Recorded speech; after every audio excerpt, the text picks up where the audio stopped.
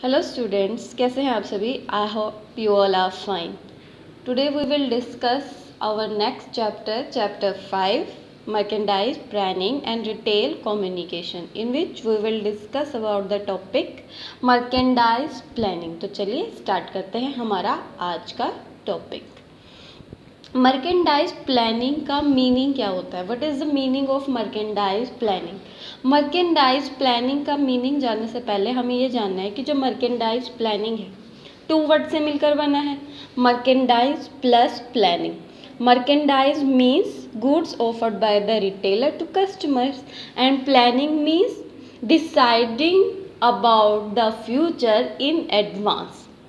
तो merchandise planning means कि हमारा जो रिटेलर है वो ये प्लान करता है कि वो किस तरीके के गुड्स में डील करेगा और इसके अलावा कितनी इन्वेंट्री वो अपनी जो है स्टॉक के अंदर रखेगा, कितना स्टॉक वो अपनी मार्केट अपने बिजनेस के अंदर रखेगा अपने बिजनेस को सक्सेसफुली रन करने के लिए। ये सब कुछ डिसाइड हमारे रिटेलर किस में करता है? मर्केंडाइज प्लानिंग के अंदर करता है। इसमें क्या है कि ये अगर हमारा रिटेलर ये डिसाइड कर लेता है कि कौन से गुड्स में वो डील करेगा और कितनी इन्वेंट्री वो बिजनेस के अंदर रखेगा, तो उससे क्या होता है, जो हमारे बिजनेस का गोल है हम उसको इजीली अचीव कर सकते हैं।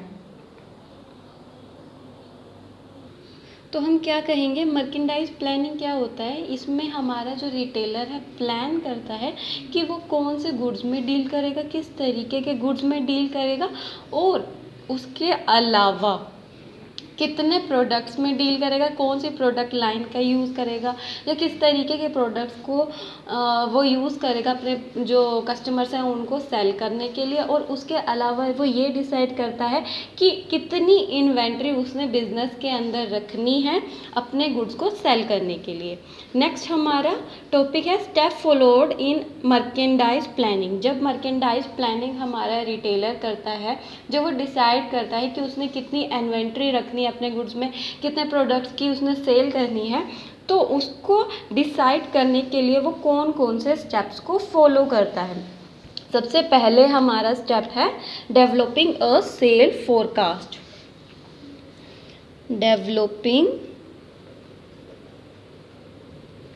अ sale forecast. Developing a sale forecast के अंदर जो हमारा रिटेलर है एस्टिमेट लगाता है कि उसकी फ्यूचर में उसके प्रोडक्ट की कितनी सेल होगी, कितने उसके प्रोडक्ट्स को डिमांड किया जाएगा पर्टिकुलर पीरियड ऑफ टाइम में, एक मंथ में या ईयर में कितने जो उनके प्रोडक्ट्स हैं उनकी सेल हो सकती है। जो हमारी उसकी सेल है वो लॉन्ग टर्म के लिए भी हो सकती है और जो सेल फोरकास्ट है वो शॉर्ट टर्म के लिए भी वो कर सकता है। वो एक महीने के लिए भी अपने सेल फोरकास्ट को कर सकता है और एक साल के लिए भी अपने सेल फोरकास्ट को कर सकता है। चाहे वो कोई भी बिजनेस हो, चाहे वो छोटा बिजनेस हो या बड़ा बिजनेस हो, दोनों के लिए सेल फोरकास्ट ज़रूरी होता है। और जो ये सेल फोरकास्ट है जनरली जो हमारा बिजनेस है उसके टॉप मैनेजमेंट्स करते हैं।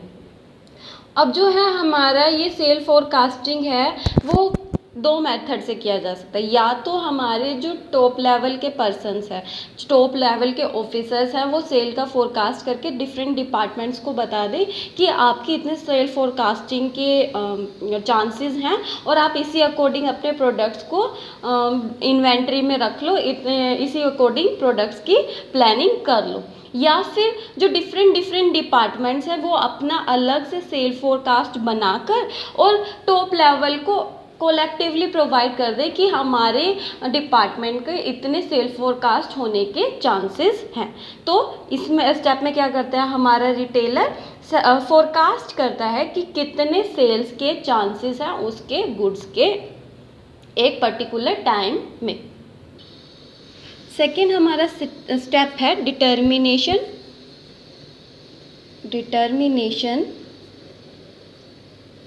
Of the merchandise requirement. इसके अब हमारे जो रिटेलर है उसने पहले स्टेप में ये डिसाइड कर लिया कि कितनी हमारी सेल्स होने के चांसेस हैं, कितना सेल एक पर्टिकुलर टाइम पर हो सकती है, कितनी हमारे प्रोडक्ट की डिमांड हो सकती है। अब इस स्टेप के अंदर हमारा जो रिटेलर है वो ये देखता है कि उस पर्टिकुलर टाइम पर अपनी जो प्रोडक्ट्स की डिमांड है, जो हमारे कस्टमर्स की डिमांड है, उनको फुलफ़िल करने के लिए कितने मर्केंडाइज की ज़रूरत होगी और वो प्रोडक्ट हम कहाँ से लेकर आएंगे, कौन से हमारे सप्लायर्स होंगे, ये हमारा इस स्टेप के अंदर हमारा रिटेलर डिसाइड करता है। थर्ड हमारा स्टेप है merchandise control open to buy. Merchandise control, इसके अंदर हमारा रिटेलर डिसाइड करता है कि उसने कितने मर्केंडाइज को, कितने गुड्स को स्टॉक में रखना है, इन्वेंट्री कितने स्टॉक्स की एक बिजनेस के अंदर रखनी है, एक प्रोडक्ट की कितनी इन्वेंट्री रखनी है, ये सब कुछ हमारा रिटेलर इस स्टेप के अंदर डिसाइड करता है। क्योंकि जो ओवर स्टॉकिंग है वो भी बिजनेस के लिए हार्मफुल होती है और जो अंडर स्टॉकिंग है वो भी हार्मफुल होती है। अगर बिजनेस में स्टॉक कम होगा तो उसका क्या नुकसान होगा कि हम कस्टमर्स की डिमांड्स को टाइम पर फुलफिल नहीं कर पाएंगे, और अगर ज़्यादा स्टॉक होगा तो क्या होगा, जो हमारा कॉस्ट है, अननेसेसरी जो हमारा पैसा है वो स्टॉक्स के अंदर वेस्ट हो जाएगा।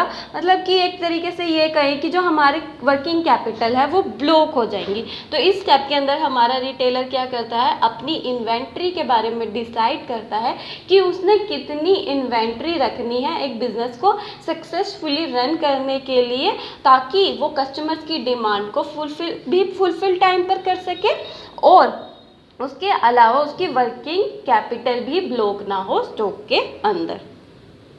लास्ट हमारा स्टेप है assortment planning. Assortment planning, assortment planning के अंदर हमारा रिटेलर ये डिसाइड करता है कि जिन प्रोडक्ट्स में वो डील करेगा वो किस तरीके के होंगे, मतलब उनका कलर क्या होगा। अब एक मान लो उन्होंने शूज़ की शॉप खोली है तो वो ये देखेंगे कि किस तरीके के कलर्स की डिमांड कस्टमर्स कर रहे हैं, उसी तरीके के उसी टाइप के कलर्स वाले वो प्रोडक्ट्स को लेकर आएंगे अपने मार्केट में, अपने शॉप पर। उसके अलावा साइज़ कौन कौन सा होगा, किस तरीके के, किस स्टाइल्स के प्रोडक्ट्स को हमारा जो कस्टमर है डिमांड कर रहा है, ये सब कुछ असॉर्टमेंट प्लानिंग के अंदर हमारा रिटेलर देखेगा और उसके हिसाब से फिर अपने मर्केंडाइज को सेलेक्ट करेगा। तो these are the steps which are to be followed by our retailer for the purpose of deciding or for the purpose of planning merchandise which he is selling to their customer.